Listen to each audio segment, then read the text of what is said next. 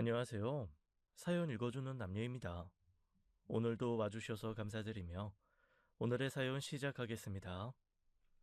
나이 60이 넘어 세상에 영원한 비밀은 없고 결국 만나게 되는 인연은 반드시 만나게 된다는 것을 알게 되었습니다. 평생 자식 하나만 보고 살아왔는데 그 자식과 연을 끊게 된 애 끓는 사연 들어보시겠어요? 젊은 날 저에게는 정말 사랑했던 여자가 있었습니다. 회사 근처 식당에서 일하던 여자였는데 굉장히 순박하고 선하게 생긴 여자였어요. 자주 얼굴을 보게 되면서 호감을 키웠고 연애도 하게 되었습니다. 그게 저에게는 첫 연애였는데 그 여자를 정말 많이 사랑했어요. 할 수만 있다면 당장 결혼식도 올리고 싶었는데 저희 부모님이 극심한 반대를 하고 나선 겁니다. 사실 저도 그렇게 내세울 게 많은 사람도 아니었는데 부모님은 어린 나이에 공기업에 입사해 집안의 자랑인 장남이 별 볼 일 없는 여자랑 결혼한다는 것이 싫었던 거예요. 그 여자랑 결혼하고 싶으면 나 관에 들어가거든 그때 해라. 어머니, 내가 널 어떻게 키웠는데 그 집에 대릴 사위로 들어가야 하는 걸 어느 아들 부모가 허락하느냔 말이야. 대릴 사위라니요. 그런 거 아니에요. 아니긴 뭐가 아니냐. 당장 병석에 들어 누워있는 아버지에 그 병수발하는 어머니 대신 고등학교도 못 가고 이랬다면서 틀림없이 버는 돈은 죄다 병원비에 생활비로 갖다 줄 거 아니야. 그런 집안이랑 결혼해서 뭘 어쩌려고. 결혼해 버는 돈 그 집 부모 살리는 데 쓸래? 아니면 내내 부모 위에 일한다고 종일 일하면서 내조도 못 받고 살 거야? 내가 고작 그런 대접 받으라고 장남이 널 귀하게 키운 줄 알아? 아이고, 속상해서 못 살아 정말. 물론 혜선이 집안 사정이 좋지 않아서 얼마간 도와야 하는 건 맞지만 혜선이 남동생도 있고 혜선이가 다 부담하고 있는 것도 아니에요. 결혼하더라도 제가 그 집에 들어가서 살 일도 없고요. 내가 너를 그렇게 멍청하게 키웠냐? 애초에 집안에 문제가 있는 집에는 시집 장가 가는 거 아니다. 너라면 네 동생 용선이가 그런 집에 들어간데도 얼씨구나 좋다 허락할 거야. 아버지, 제발 허락해 주세요. 정말 착한 사람이에요. 평생을 가난하게 살아도 모난 것도 없이 맑고 선한 사람이라고요. 그래서 더 싫다. 착해 빠졌으니 그런 부모도 평생 놓지 못하고 살 거 아니야. 나는 내 아들 등골 뽑아 먹으려는 처가 필요 없다. 내 눈에 흙이 들어가기 전까진 절대 안 돼. 생각보다 부모님의 반대가 극심했고 그 어떤 협상이나 설득의 여지도 보이지 않았습니다. 여자친구의 집안 형편이 좋지 않다는 것도 아버지께서 차도 없는 병을 가지고 있다는 것도 그것 때문에 자식들이 생활 전선에 빨리 뛰어들어 일을 해야 한다는 것도 다 싫다고 하셨어요. 부모님 마음도 이해는 가지만 그렇다고 해서 사랑하는 여자친구와 헤어질 수도 없으니 너무 괴로웠습니다. 결국 그럼 결혼은 하지 않고 평생 그냥 연애만 하겠다고 하니 어머니께서 머리를 싸매고 곡기를 끊으셨죠. 네가 기어이 나를 죽이려고 작정하는구나. 그래, 날 죽여라 차라리. 나 죽으면 마음 편히 그 여자 데리고 와서 살아. 그럼 되겠네. 어머니 제발요. 왜 이렇게까지 하세요? 제 마음은 이해 안 해주세요? 지금까지 아버지 어머니 마음에 차는 아들로 살려고 일탈 한번 하지 않고 원하는 공기업 입사도 했잖아요. 한 번만 져주시면 안 돼요? 혜선이랑 결혼해도 두 분께 자랑스러운 아들이 되겠다 약속드릴 수 있다고요. 아니 글쎄 필요 없대도. 네가 암만 용을 써도 그런 집 며느리는 내 자랑이 될 수 없다.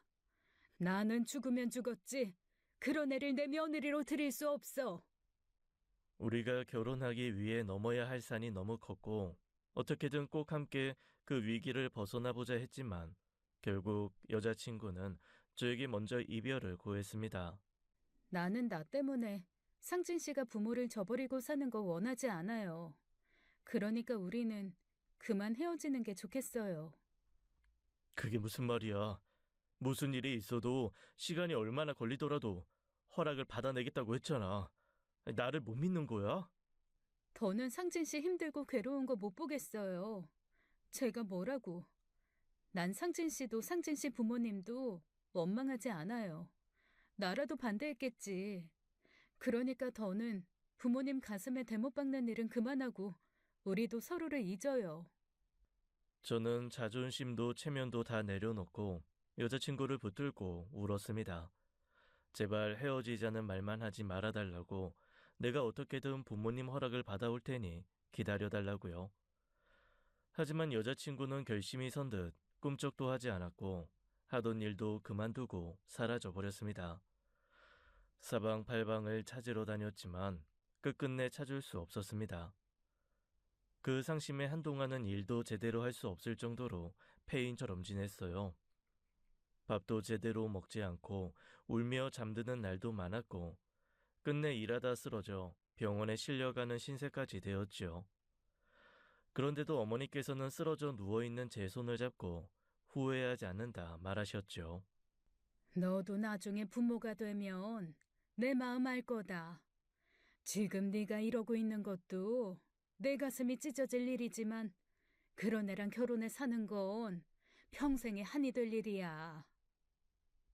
그리고 태어나자마자 여자는 여자로 잊어야 한다며 손자리를 가지고 오셨고 저는 그때부터 그저 저라는 자아를 좀 내려놓고 살기 시작했어요.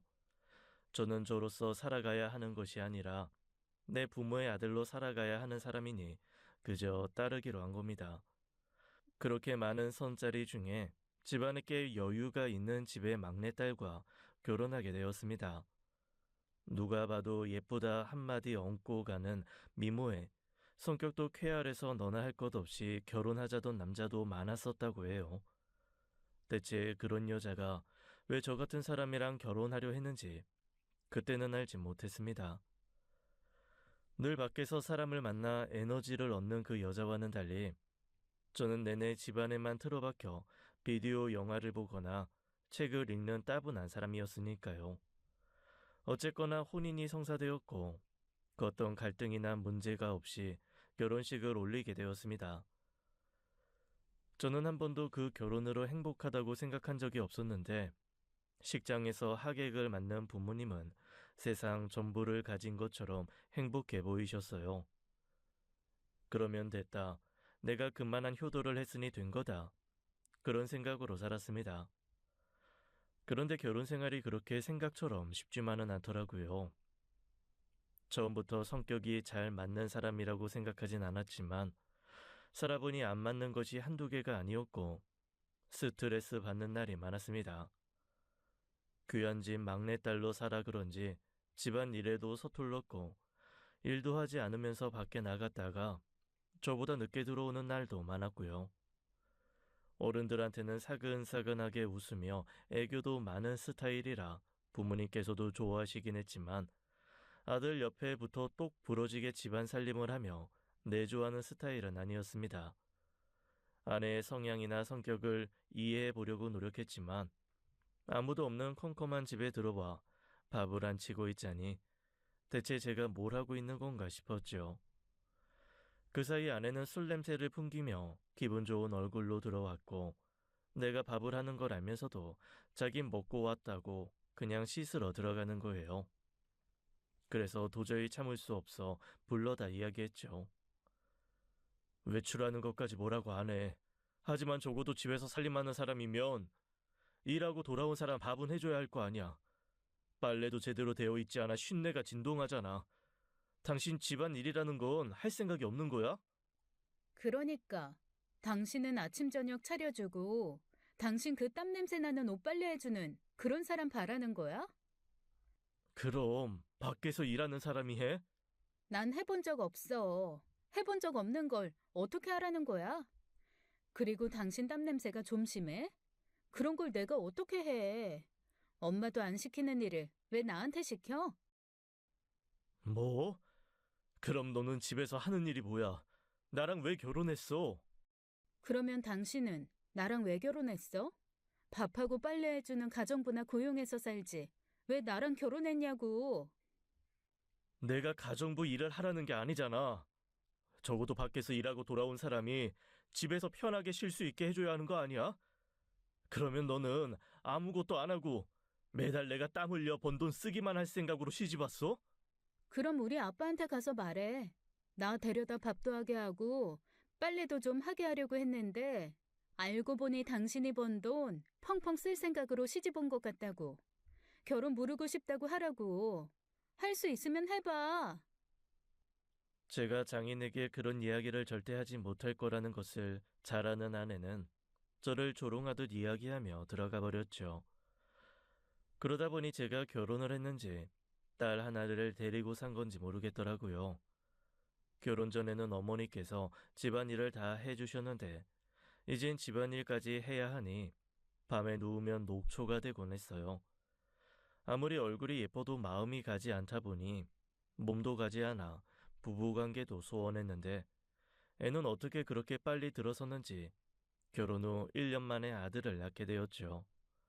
살다 보면 괜찮아지겠지, 잊혀지겠지 싶었는데 안 되더라고요. 아내와 똑 닮은 아이를 보고도 정이 가지 않아 마음이 괴롭기도 무척 괴로웠습니다. 결국 견디다 못해 너무 괴로워 술에 진탕 취한 채로 부모님을 찾아가 그랬어요. 어머니, 아버지, 저 못 살겠습니다. 진짜 이대로는 못 살겠어요. 사람 사는 게 아니에요. 저 은옥이 사랑하지도 않아요. 앞으로도 사랑하게 될 것 같지 않다고요. 아니, 얘가 무슨 소리를 하는 거야. 못 살겠으면 어쩔 건데. 지금 영민이도 태어난 마당에 이혼이라도 하겠다는 거야? 할 수 있다면요. 할 수 있다면 그러고 싶어요. 그래도 돼요? 아버지, 그래도 돼요? 신소리 하지 말고 들어가 쉬었다 술 깨면 돌아가라. 아버지는 제 인생은, 제 마음은 하나도 중요하지 않으세요? 제가 행복하지 않다고요. 불행해 죽겠다고요. 이 세상 천지에 사랑으로 사는 부부가 얼마나 있을 것 같아? 네가 생각하는 사랑만 사랑이 아니다.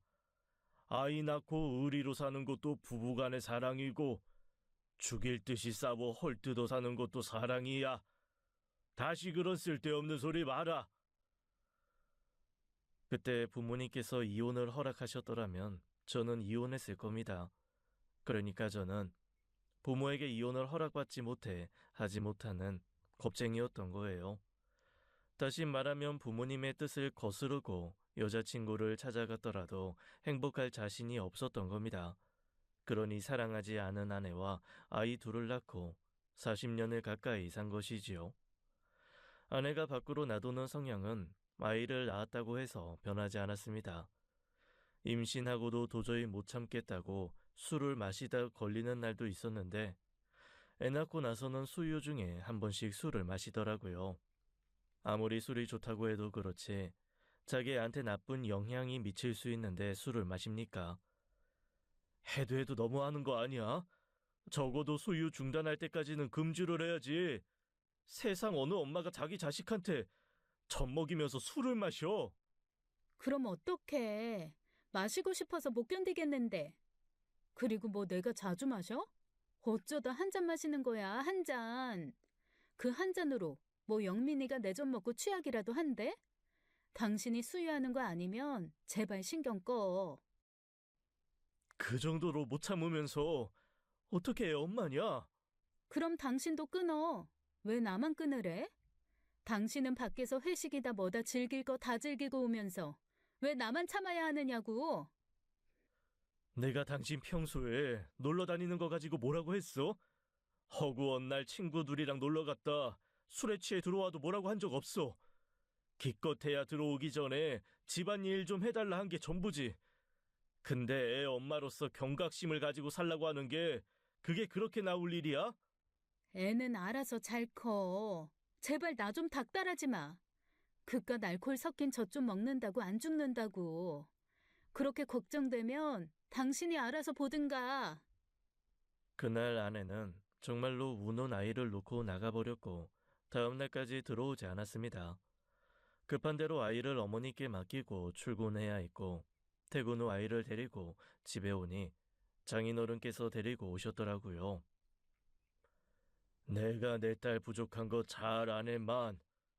그래도 애 낳은 아내한테 그렇게 박하게 굴면 안 되지. 안 그래도 철이 없는 애가 결혼해 애 엄마가 되려고 하니 서툰 게 한두 가지가 아닐 것세.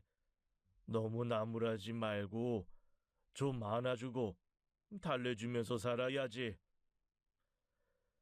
장인어른이 그렇게 말씀하시는데 제가 거기다 대고 따박따박 이야기하자니 철없이 구는 아내가 되는 것 같아 아무 말도 할 수 없었습니다. 저는 어른답게 제 나이답게 책임감을 느끼고 살고 싶었는데 아내를 상대하다 보면 자꾸만 내 하소연을 하고 변명하며 내 사정을 알아달라 이야기하는 게 싫었어요. 그래서 뒤늦게 들어온 아내에게 거의 체념하듯 부탁할 수밖에 없었죠. 수유 끝나면 당신이 좋아하는 그 술 실컷 먹어도 아무 말 안 할 테니까 적어도 수유 기간에는 좀 참아줘. 어쨌든 아들 아플 일은 만들지 말아야 할 거 아니야. 그런 아내와 둘째까지는 갖고 싶지 않았는데 한동안 잠자리가 뜸나면 아내는 자존심이 상한다. 자기를 여자로 보지 않는 거냐 아니면 밖에 다른 여자가 있어 풀고 오는 거냐 별소리를 다 하며 요구했어요. 그런데 또 어떻게 둘째가 생겼는데 기쁘기는커녕 절망스럽더라고요. 아들 하나에 갖는 책임감도 버거워 죽겠는데 거기에 둘째라니요. 어떻게 된 게 잠자리를 했다 하면 애가 생기는 것 같아 정관 수술을 하겠다 하니 아내가 굳고 말리더라고요. 당신은 자존심도 없어? 정관 수술하라고 하면 다들 자존심 상해서 싫다고 하던데. 당신은 그게 그렇게 쉬워? 누가 그렇게 자존심 상해 싫다고 했는데. 주변에 결혼한 내 친구들 말 들어보면 다 그래. 자기 남편은 해달라고 해도 안 한다고. 어려울 거 없어. 우리 형편에 애들 더 생기는 게 문제가 될 것 같아서 그러는 건데. 난 반대야. 아이 계획을 왜 당신 마음대로 결정해? 살다 보면 셋도 낳고 넷도 낳고 싶을 수 있는 건데. 아무리 그래도 어떻게 우리 형편에 셋을 낳아? 당신 직업 탄탄하고 돈 잘 벌어오는데 뭐가 문제야? 애가 돈만 있다고 키워줘. 나 일 갔다 와서 당장 집안일 하는 것도 힘들어 죽겠는데 애가 더 늘어나면 그만큼 내 일만 더 늘어나는 거잖아. 그까짓 집안일 뭐 얼마나 한다고. 알았어. 내가 하면 될 거 아니야. 됐어? 아내는 자꾸 아이 욕심을 내며 정관 수술을 하지 못하게 막았고 결국 포기하게 됐었지요. 그러면서도 또 셋째가 생길까봐 얼마나 가슴 졸이며 살았는지 모릅니다. 둘째가 태어나고도 사사건건 싸우는 일이 많았어요. 생활 습관도 달랐지만 교육관도 달라 갈등이 더 늘어나더라고요. 둘째는 딸이었는데 딸이다 보니 아무래도 어렸을 때부터 제 엄마 화장품에 관심을 보였는데 아내의 화장품을 얼굴에 찍어 바르고 심지어 입에 넣기까지 하는데도 위화감이 없더라고요. 시뻘건 립스틱을 입안에 넣고 빨고 씹다가 뱉는데 기겁하며 달려가는 저와 달리 아내는 태어냈어요. 이런 건 좀 애가 손대지 못하는 곳에 둬야지. 안 죽어, 안 죽는다고. 당신 진짜 너무 예민해. 화장품 그거 다 안전하게 피부에 바르라고 만든 거야. 피부에 흡수가 된다고 해도 문제가 없다고. 근데 뭐 입에 좀 들어간다고 죽기야 하겠어? 왜 그렇게 호들갑이야? 어른이랑 애가 같아? 어떻게 된 게 애엄마가 그렇게 위기의식이 없냐? 애엄마, 애엄마, 애엄마. 그놈의 애엄마 소리 좀 그만해. 안 그래도 밖에서 아줌마로 보이는 것 같아서 신경 쓰여 죽겠는데. 그럼 당신이 애엄마고 아줌마지 뭐 아가씨야? 제발 철 좀 들어라, 어? 그렇게 부딪히다 보니 저라고 헤어지고 싶은 마음이 왜 없었겠습니까? 하루에도 몇 번을 이혼해야겠다 싶었어요. 그때쯤 되니 전 여자친구가 그리워 헤어지고 싶은 게 아니라 그냥 아내와 살고 싶지 않았습니다. 아내와 결혼하기 전에는 소리 높여 화 한 번 내지 않았던 저인데 그 몇 년 사이에 언성을 높여 싸우는 일이 생길 때마다 자괴감이 들 정도였어요. 그럼에도 아내와 헤어지지 못한 것은 그때마다 제 다리를 붙들고 울며 그만 싸우라는 아이들 때문이었습니다. 아빠, 엄마랑 싸우지 마세요. 엄마, 안 돼요. 나쁜 말 하지 마세요. 안 돼, 안 돼요. 싸우면 안 돼요. 공포에 질린 얼굴로 숨이 넘어가도록 울면서 발을 동동 구리는 자식들을 보면 그 자괴감은 더 심해졌어요.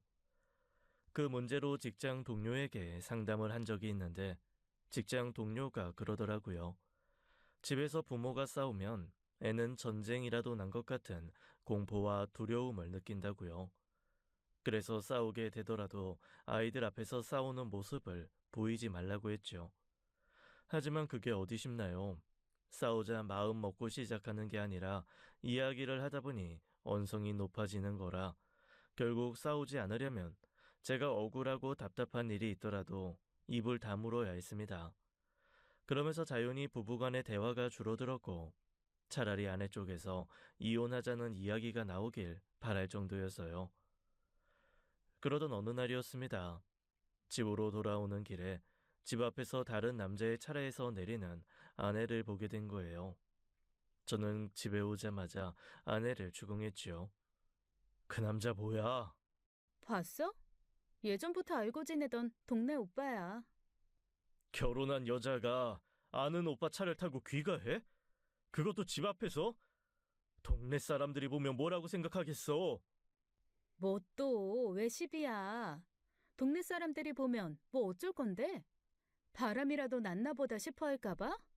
그 사람들이 뭐라고 하든 난 상관없어. 내가 아는 오빠 차 타고 안전하게 집에 오겠다는데 뭐가 문제야? 그래도 그렇지. 결혼에 애도 있는 여자가 남의 남자 차에 덥석 올라타는 게 문제가 아니야? 지금 뭐 나 바람 피운 사람 취급하는 거야? 아, 진짜 기분 더러워. 오히려 당신이 남편이면 고마워해야 하는 거 아니야? 내 친구 남편은 남편이 데리러 왔더라.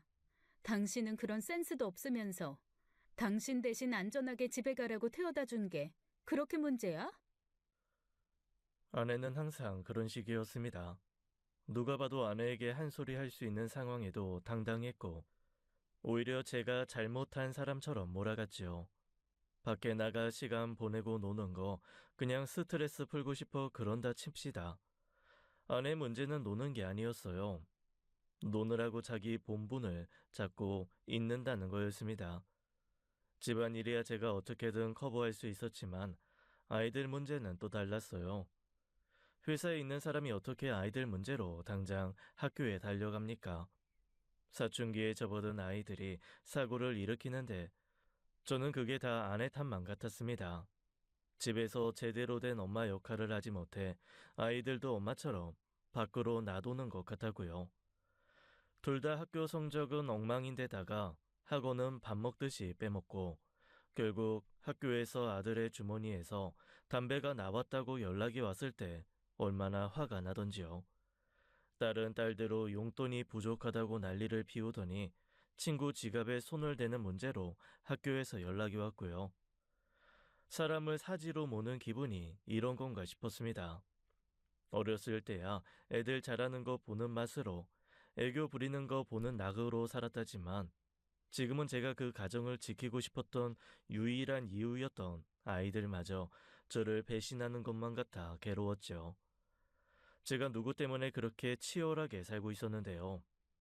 스트레스가 극심해 머리에 500원짜리 동전만한 구멍이 2개나 생겼고 밥을 먹어도 소화가 안 돼 소화제를 달고 살았습니다. 결국 못된 마음이었지만 저는 더는 그 가정을 유지하고 싶지 않다는 결론에 이르렀어요. 아이들에게 무책임한 아빠가 되더라도 혼자서 멀리 도망치고 싶었습니다. 솔직히 그만하면 효도도 할 만큼 했고 나이 40이면 다시 인생을 시작해도 충분하잖아요. 그래서 화도 내지 않고 진지하게 아내에게 이혼하자 했죠. 당신도 나도 자유롭게 살고 싶어 하는데 그게 서로가 있는 한 힘들 것 같으니까 우리 그냥 여기서 그만하는 게 좋을 것 같은데. 뭐? 지금 이혼하자는 거야? 우리 부부로서 사는 거 아니고 애들 부모로 사는 거잖아. 그러면서 우리가 부모 역할이라도 제대로 하고 있는 것 같지도 않고 이혼해 살더라도 그 정도는 하지 않겠냐? 참나, 어이가 없네. 뭐? 누가 보면 되게 당신이 피해자인 줄 알겠어. 지금 당신 표정이 딱 그러잖아. 내가 당신이랑 부부로 살기 싫어서 이러고 사는 것 같아? 내가 왜 맨날 밖으로 놔두는데. 그게 다 날 여자로 봐주지 않는 당신 탓 아니야? 그게 무슨 소리야? 나 다 알아. 당신 여자 있었잖아. 결혼 전에 죽고 못 사는 여자가 있었는데 어머님, 아버님 반대 때문에 헤어졌다며. 아가씨가 그러더라. 눈물이 나서 못 봐줄 정도였다고. 당신 지금도 그 여자 그리워하잖아. 안 그래? 그런 거 아니야. 거짓말 하지 마. 가슴에 손을 얹고 솔직하게 말해봐. 나랑 살면서 단 한 번도 그 여자 그리워한 적 없어? 그건 그거 봐. 당신도 떳떳하지 못하잖아. 그것도 바람이야. 정신적인 바람. 육체적 바람만 바람인 줄 알아? 나 이거 그냥 못 넘어가. 이혼? 그래 해줄게. 근데 당신 10원 한 장 남기지 말고 빈털터리로 나가야 할 거야. 이 집, 차, 그리고 앞으로 영민이 현아 양육비까지 내가 당신 빈털터리로 만들 거라고. 느닷없이 아내 입에서 나온 전 여자친구의 이야기에 아찔하더라고요. 그걸 알고 있을 거란 생각도 하지 않았고 아내가 내가 살면서 그 여자를 그리워하는 티를 느꼈을 거란 생각도 하지 못했거든요.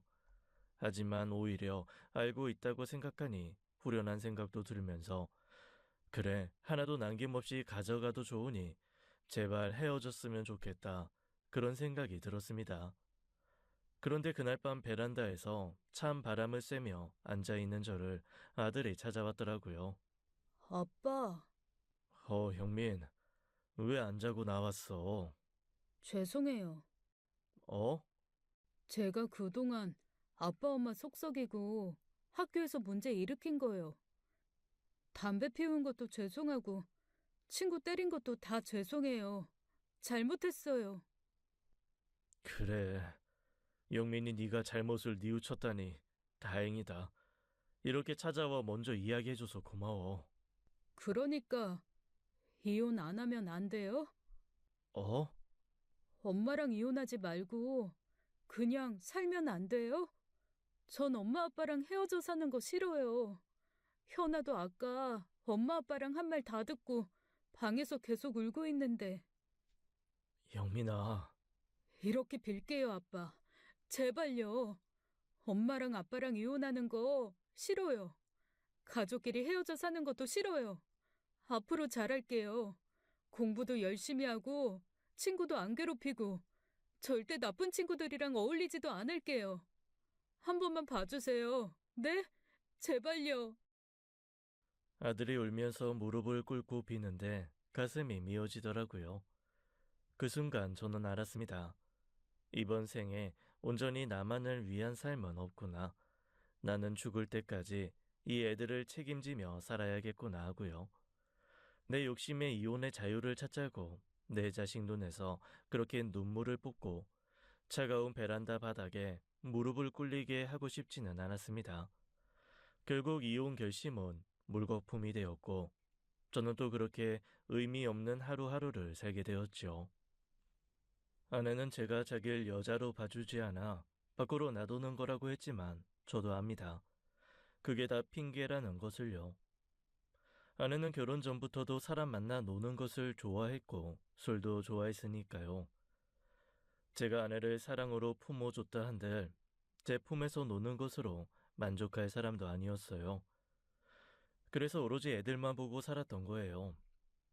다행히 아들은 그날 이후 약속을 지켜주었고 딸도 정신을 차렸는지 또는 문제를 일으키는 일이 없었어요. 저 조그만 애들도 부모를 위해 저런 노력을 하는데 그에 반해 변할 기미가 보이지 않는 아내를 볼 때마다 답답했지만요. 하지만 애들이 독립해 나가고 나니 저는 또다시 방향을 잃은 사람처럼 방황하게 되었습니다. 참 아내를 보면 신기하기는 했어요. 지겹지도 않은지 어떻게 30년을 넘게 변하지도 않고 한결같은지요. 아들, 딸 고3 수험생 때는 조금 잠잠하다 싶었는데 대학이다 취업이다 하고 독립하니 날이라도 잡은 사람처럼 밖으로 나돌았지요. 집에 들어가고 싶지 않은 건 저도 마찬가지였습니다. 아무도 없는 집에 혼자 들어가는 것도 싫었고 이제 곧 정년이라 내내 집에 있을 시간이 많아질 텐데 앞으로 어쩌나 싶은 막막한 마음이 들었거든요. 그래서 할 일 없이 이 동네 저 동네 돌아다니며 혼자 받아주는 아무 식당이나 들어가 저녁을 먹고 들어가곤 했어요. 그날도 어김없이 낯선 동네에서 혼자 들어갈 만한 식당을 찾아 들어간 참이었습니다. 순두부찌개 하나를 주문하고 멍하게 앉아 있는데 저도 모르게 제게 음식을 서빙해주는 식당 주인의 손으로 눈길이 가게 되었어요. 식당 주인은 반지를 끼고 있었는데 저는 그것을 보자마자 소스라치게 놀라 고개를 쳐들었습니다.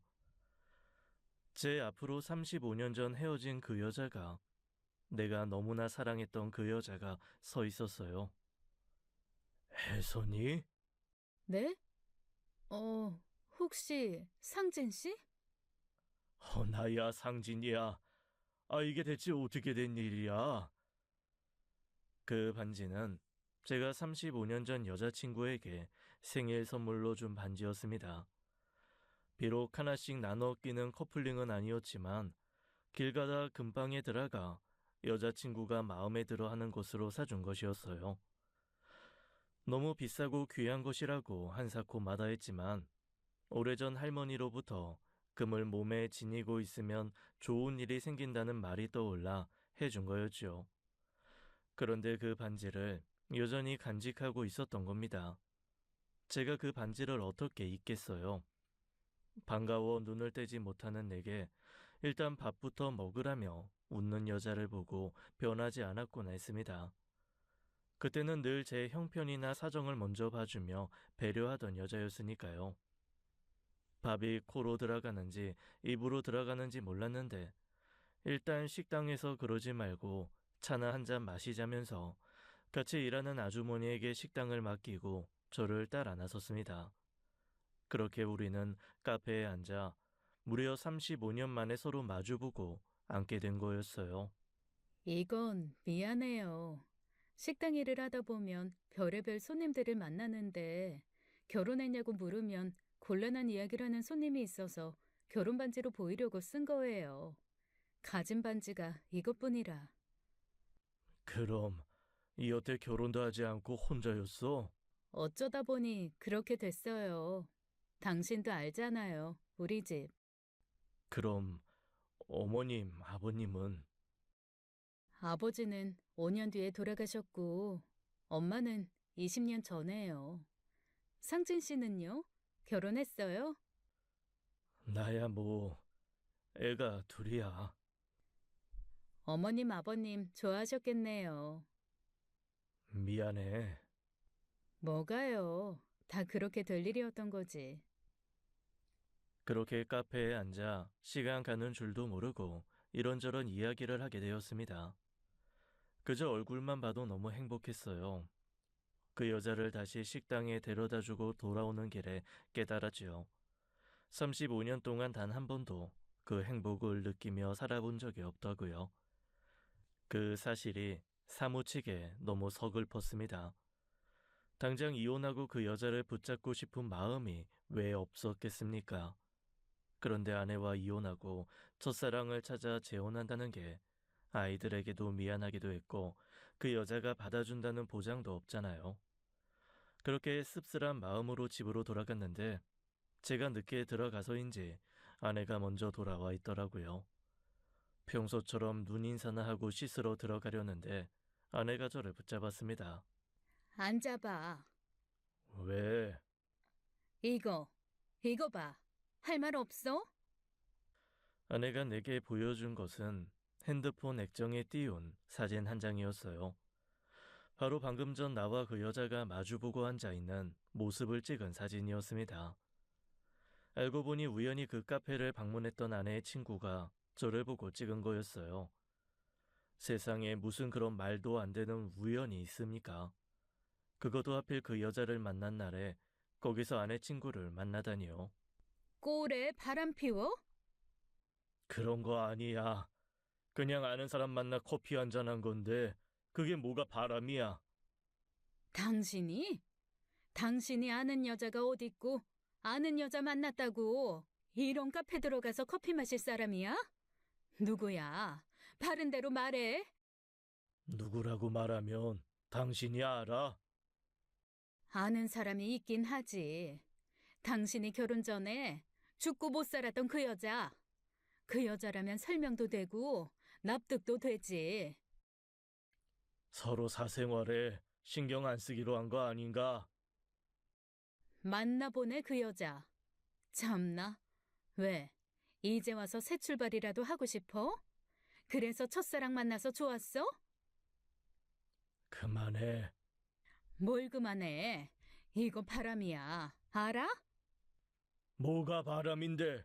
그냥 전에 알던 사람 만나 커피 한잔 한 거 가지고 또 사람을 바람으로 몰아가? 그렇게 따지면 당신은 당신 남자인 친구들이랑 안 만나. 그럼 당신은 수도 없이 바람을 피웠게. 친구 만나는 나랑 음흉한 마음을 가지고 만난 당신이 같아? 음흉하긴 뭐가? 누가 음흉한 마음을 가지고 만났다는 거야? 이루어지지 않은 첫사랑을 그럼 그냥 동네 아줌마 만나듯 만났겠어? 모르지. 평소에 나 몰래 밥 먹듯 만나던 중인지도. 솔직히 말해봐. 언제부터야? 나 몰래 어디까지 갔어? 뭘 어디까지 가? 오늘 처음 만난 거야. 35년 만에 처음 만난 거라고. 그걸 누가 믿냐고. 아주 좋아 죽네. 참나. 당신이 이렇게 웃을 수도 있는 사람이었네. 나한테는 한 번도 보여준 적 없는 표정으로. 괜히 시비 걸지 마라. 나는 당신한테 남편으로서 부정한 일 한 적 없고 떳떳해. 우리 애들 걸고 떳떳하다고. 더러운 일에 우리 애들 끼워 넣지 마. 나는 이대로는 그냥 못 살아. 이혼해. 당신이 그 여자랑 언제부터 만났든, 언제부터 만나서 더러운 짓을 하고 지냈든, 나는 이제 당신 못 믿어. 이혼해. 그동안 아내의 입에서 이혼하자 이야기 나오기를 얼마나 기다렸나요? 그런데 기쁘지 않았습니다. 지금 아내는 내가 그 여자와 바람을 피웠다고 상정하고 이야기하고 있었어요. 여기서 이혼하겠다 하면 그 여자는 그동안 유부남을 만나 부정한 짓을 저지른 여자가 되는 것이고, 저는 바람 피우다 아내에게 이혼당한 남자가 되는 것이었습니다. 제가 고작 그런 결말을 위해 지금까지 참고 산 것이 아니라 이혼하더라도 그런 불명예스러운 이혼은 하고 싶지 않았어요. 그 뒤로 아내는 작정한 듯 저를 바람을 피운 사람으로 몰아가기 시작했습니다. 매일 저보다 늦게 집에 오던 사람이 퇴근 시간보다 더 이른 시간에 집에 와서 제 퇴근을 감시하고요. 그러니 제가 얼마나 어이가 없겠어요. 게다가 더 황당한 것은 아이들에게 전화해 눈물바람을 하며 제가 바람을 피웠다 흉을 보는 겁니다. 얼마나 애들을 붙들고 울었는지 바쁜 애들이 주말에 집으로 와서 그러는 거예요. 아빠, 그동안 엄마가 속상하게 한 건 알지만 그렇다고 이런 식으로 복수하는 건 좀 아니오. 복수? 내가 무슨 복수를 했다는 거야? 그냥 옛날 친구 만나 커피 한잔 한 것뿐이야. 그 옛날 친구가 아빠 첫사랑이라면서요. 엄마 입장에선 많이 속상하죠. 맞아, 아빠. 아빠가 너무했어. 엄마가 오해하고 의심하는 거 나 충분히 이해해. 아이, 정말 답답해 죽겠네. 그런 거 아니라니까. 니들까지 대체 왜 그래? 아빠가 평생 여자 문제 일으킨 적이 있냐? 니네 엄마가 그렇게 밖으로 나더라도 나는 계속 집에 있었어. 니네 옆에 있었잖아. 그땐 그때고 늦바람이 무섭단 말도 있잖아. 이제 와서 이혼할 건 아니지? 나 결혼도 해야 되는데 괜히 껄끄러운 상황 만들지 않았으면 좋겠어. 뭐? 현아, 너는 지금 그게 중요해. 그렇잖아. 요즘 아무리 이혼이 흔하다지만 그게 우리 부모님 일이면 싫지. 나중에 시댁에 뭐라고 해? 아빠가 첫사랑 찾아 떠나서 이혼했다고 해? 자식들 이야기를 듣는데 얼마나 허탈하고 허무하던지요. 누구 하나 제 편에서 이야기하지 않고 자기 엄마 말만 믿고 엄마 편만 드니 서운하기도 엄청 서운했습니다. 제가 지금까지 누구 때문에 그렇게 살았는데요. 자식 키워봤자 소용없다는 이야기하는 일 없었으면 했는데 저한테도 그런 일이 일어난 겁니다. 평생 내 행복 다 버리고 부모로 남아달라는 총에 자식만 바라보고 살았는데 다 늙어도 내 마음 알아주는 자식은 하나 없고 자기 피해 볼 것만 생각하니 내가 누굴 위해 살았나 싶더라고요. 결국 저는 아내와 이혼하기로 결정했습니다. 그런데 재산 분할 과정에서 문제가 생긴 거예요. 아내는 집만 넘겨주면 깔끔하게 이혼할 수 있다고 했지만 집이 우리 집 재산의 전부나 다름없었어요. 애들 교육 때문에 학군지로 이사 가야 한다고 고집을 부려왔는데 집값이 세서 최근에서야 대출금을 다 갚은 집이고요. 게다가 저를 유책 배우자 취급하면서 위자료까지 달라고 하는데 날강도나 다름없이 제 전부를 내놓으라는 것이었습니다. 도저히 그렇게 할 수가 없어 결국 소송을 하게 되었고 저는 견딜 수 없는 괴로움에 결국 그 여자를 찾아갔지요. 평생을 자식만 보고 그저 나만 참으면 되겠거니 하며 살았는데 결국 나한테 남은 것은 하나도 없더라. 내가 뭘 위해 이렇게 살았나 싶어. 그래도 당신이 열심히 노력해서 아이들 번듯하게 키워냈잖아요. 그만하면 당신도 열심히 산 거 맞아요. 어떻게 그게 의미가 없는 거예요. 세상에 나 혼자 남은 기분이야. 와이프 성격에 어떻게든 나를 거덜내려고 발악할 텐데 앞으로 그 지난한 소송은 또 어떻게 견뎌야 하나 싶고 미안하다. 내가 네 앞에서 별말을 다 한다. 너무 힘들어서 그래. 나 너무 힘들었다 해서 나 단 한순간도 행복한 적이 없었어. 저는 체면도 없이 그 여자 앞에서 엎드려 울고 말았습니다. 그게 술 기운이라고 해도 상관없었어요. 그 여자 앞에선 체면 생각하지 않고 울어도 괜찮다는 믿음이 있었어요. 그리고 신기하게도 정말 울고 나니 마음이 편하더라고요. 변호사는 알아봤어요? 이제 알아봐야지. 이 와이프가 친정이 잘 살아. 아직 장모님도 살아계시고 집에 도움받아 비싼 변호사 쓰겄지. 근데 나는 정말 잘못한 게 하나 없다. 잘못한 거라곤 내 행복은 눈꼽만큼도 생각하지 않고 그저 애들을 위해 산 것밖에 없어. 변호사 알아본 거 아니면 내가 믿을 만한 변호사 소개시켜 줄게요. 상진 씨 아내분이 얼마나 능력 있는 비싼 변호사 고용할지 모르겠지만 내가 아는 변호사도 꽤 유능하니 분명 도움 될 거예요. 그래, 그래 줄래? 그러면 나야 고맙지. 고맙다 해서 나 정말 고마워. 그렇게 저는 그 여자의 도움을 받아 변호사를 만나게 되었는데 내 아들 또래의 젊은 남자였습니다. 변호사는 저와 와이프의 첫 만남부터 최근에 이르기까지의 일을 듣고 제 상황이 절대 비관적이지 않다는 희망적인 이야기를 해주었죠. 그쪽에서 조사를 시작하더라도 밟힐 꼬리가 없는데 뭘 캐내겠어요. 오히려 저는 아내분 쪽이 의심되는데요. 오히려 상황을 역전시킬 수 있는 카드를 찾을 수 있을 것 같아요. 역전시킬 수 있는 카드? 이분이요. 아내분께서 오래전부터 만나셨다는 이 동네 오빠라는 분. 아저씨 이야기에서 몇 번이나 반복되거든요. 아이, 그야. 와이프 오랜 지인이기도 하고, 나도 몇 번 얼굴을 본 적도 있고, 제가 그동안 여러 번의 이혼 소송을 맡은 경험으로 미루어 보건대, 보통 여기에 본인이 생각하지도 못한 비밀이 있기도 하더라고요. 어쩌면 아저씨의 결백을 소명하는 것보다 상대의 약점을 잡아 공격하는 쪽이 더 쉬울 수도 있어요. 그게 무슨 말이야? 그러니까 아내가 이 남자랑 바람이라도 폈을지도 모른다. 이거야? 제 경험상 높은 확률로 그래요.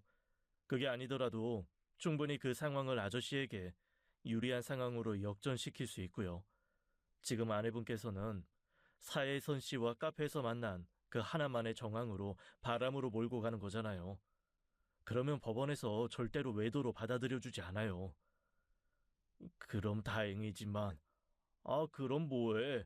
와이프가 그놈이랑 바람 피웠다는 증거는 하나도 없는데. 증거는 찾아보면 나올 수도 있고요. 일단 확실치 않으니 이 두 분을 조사해보는 것이 좋을 것 같아요. 저는 변호사의 조언에 따라 그 뒤로 아내와 그 남자와의 관계를 파기 시작했습니다. 제가 혼자 알아보는 데는 한계가 있어 탐정사무소에 돈을 주고 일을 맡겼죠. 그런데 놀랍게도 일주일이 채 되지 않아 두 사람의 진한 미래 사진을 받게 되었어요. 손을 잡고 걷는다거나 서로 포옹을 한다거나 둘이 모텔에 드나드는 사진까지요. 제가 남녀 이성 친구가 없어 촌스러워 그 관계를 이해하지 못한다는 와이프의 투정에 저도 모르게 제가 잘못된 것이라고 생각했던 모양입니다.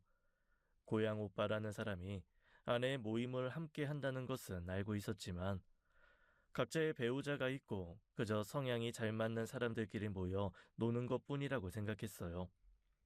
제가 순진하다면 한참이나 순진하고 멍청하다면 굉장히 멍청했던 것이죠. 그런데 그게 끝이 아니었습니다. 제가 건넨 사진을 받아본 변호사가 그러더라고요. 이보다 더 확실한 증거가 필요해요. 어쩌면 생각보다 오랜 소송이 필요할 수도 있는 문제고요. 그게 무슨 말이지? 자녀분이 두 분이 있다고 하셨죠? 그렇지. 유전자 검사부터 시행해보세요. 아저씨가 두 자녀의 생물학적 아버지가 맞는지 확인할 필요도 있을 것 같아요. 뭐? 아이, 그게 무슨 말이야? 그건 절대 아니야. 그럴 리 없어. 영민이 현아는 내 자식이 맞아. 네, 그럴 거예요. 그런데 아내의 외도가 처음이 아닐 확률이 높은 상황에서 그 가능성도 염두에 두셔야 돼요. 저는 머리가 아찔해 앉은 자리에서 휘청거렸습니다. 아내의 외도와 아이들의 문제는 별개였어요. 아내가 바람을 피웠다는 것보다 아이들이 내 자식이 아닐지도 모른다는 사실이 더 끔찍했습니다. 저는 평생을 그 아이들만 바라보고 산 사람이니까요.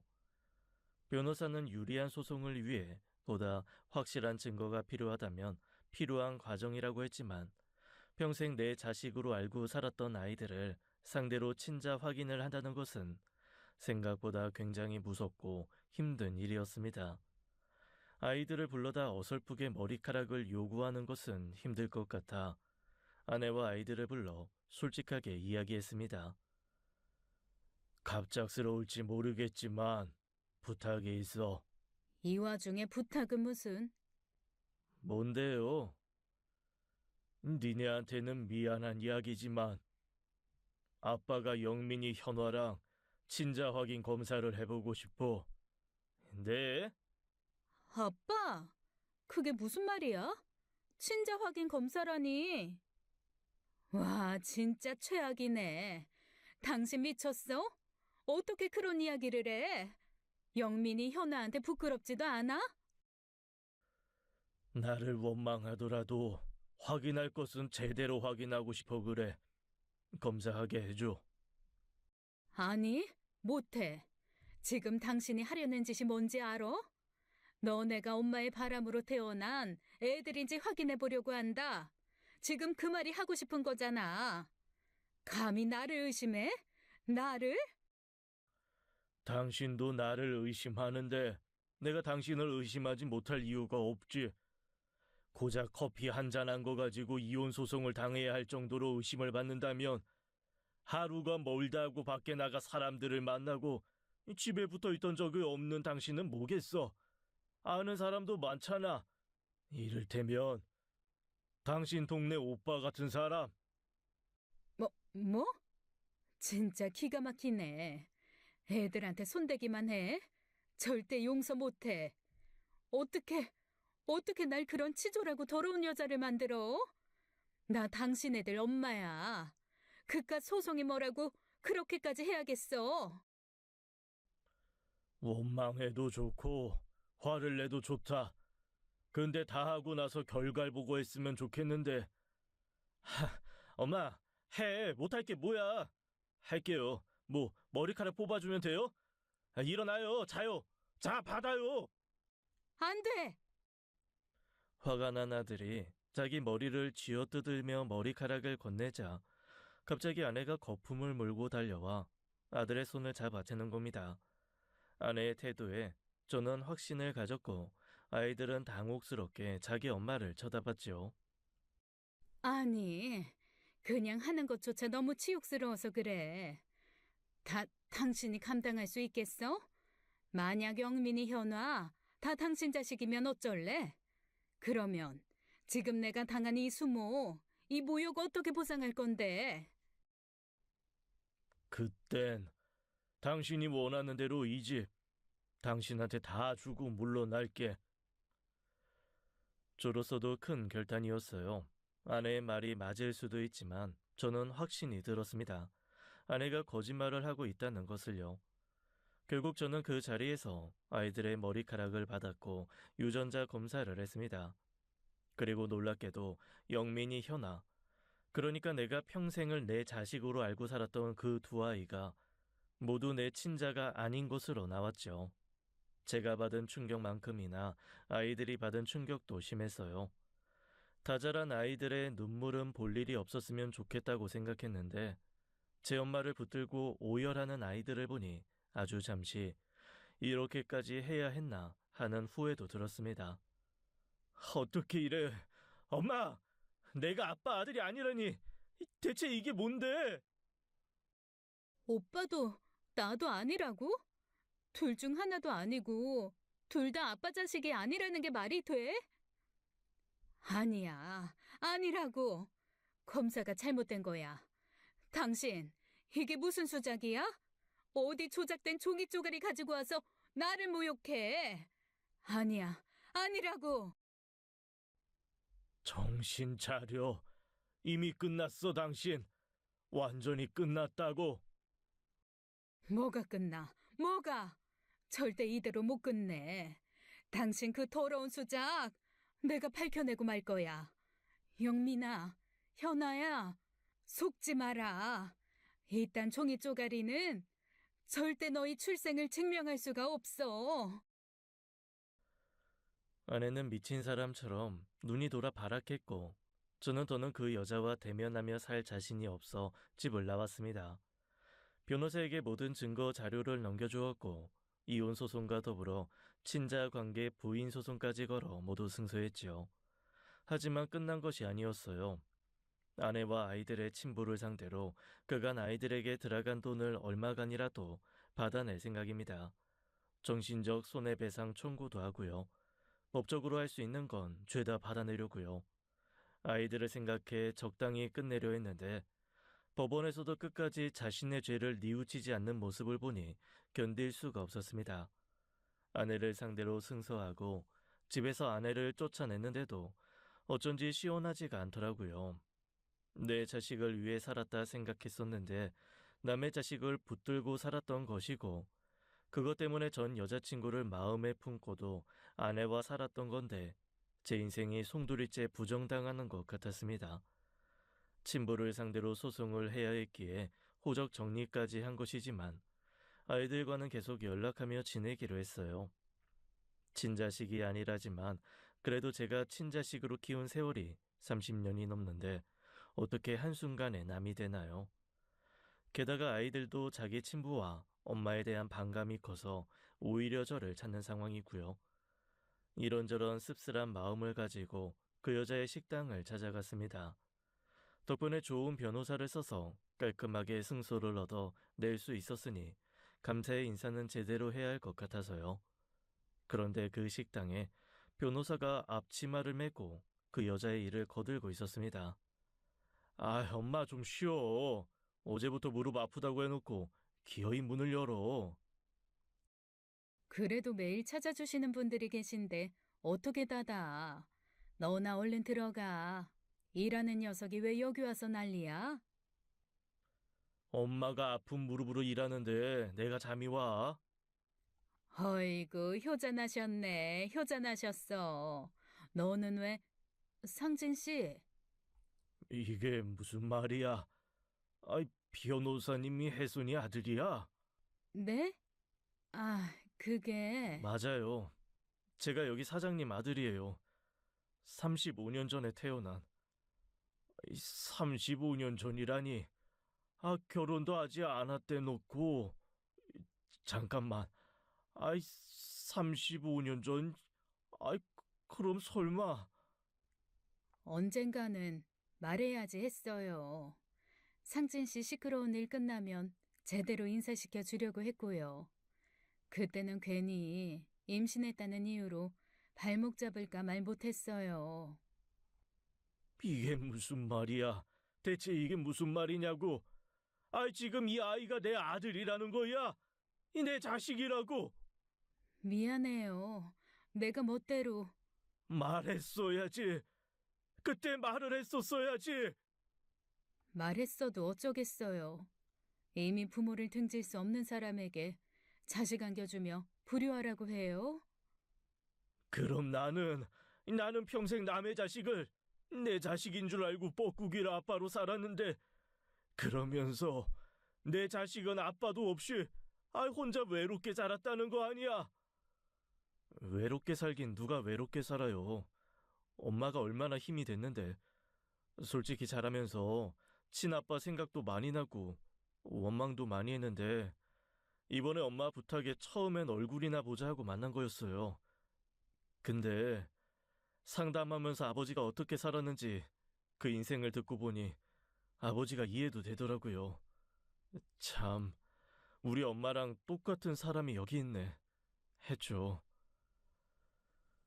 저는 너무 황당해서 다리에 힘이 풀리고 말았습니다. 그러니까 그 여자는 저와 헤어지고 난 후 임신 사실을 알았고, 거처도 옮겨가며 꽁꽁 숨어가며 저 몰래 아이를 낳은 거였어요.